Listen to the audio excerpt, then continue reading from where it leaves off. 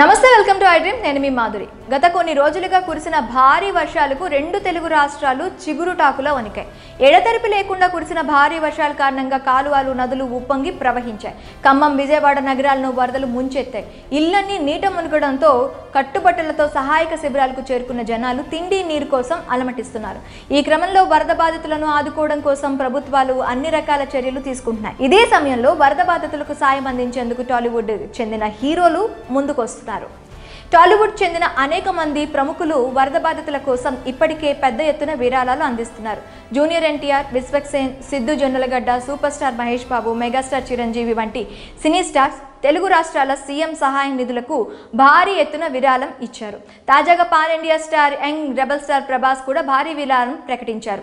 వరద బాధితులను ఆదుకునేందుకు ప్రభాస్ ముందుకొచ్చారు. ఈ క్రమంలో రెండు తెలుగు రాష్ట్రాలకు కలిపి 5 కోట్ల రూపాయల భారీ విరాళాన్ని ప్రభాస్ ప్రకటించారు. ఏపీ, తెలంగాణ రాష్ట్రాల సీఎం సహాయ నిధికి 2.5 కోట్ల రూపాయల చొప్పున మొత్తం 5 కోట్ల రూపాయలను ఇస్తున్నట్టు తెలిపారు. అలాగే వరదలకు గురైన ప్రాంతంలో ప్రజలకి భోజనాలు, నీళ్లు ప్రభాస్ ఏర్పాటు చేశారు. వరద బాధితుల కోసం ఇప్పటి వరకు ప్రకటించిన అందరి హీరోల కంటే ప్రభాస్నే ఎక్కువ ఇచ్చినట్లయింది. సాటి మనుషుల కష్టాల్లో ఉన్నప్పుడు ఉదారత చూపించడంలోనూ గ్లోబల్ స్టార్ అని డార్లింగ్ ప్రభాస్ నిరూపించుకున్నారు. దీంతో ప్రభాస్ ఫ్యాన్స్ ఆనందానికి అవధులు లేకుండా పోతున్నాయి. ఒరిజినల్ పాన్ ఇండియా స్టార్ అంటూ సోషల్ మీడియాలో కామెంట్స్ చేస్తున్నారు. అలాగే తెలుగు వారంటే ప్రభాస్కి ఎంత అభిమానమో మరోసారి రుజువైందని అంటున్నారు.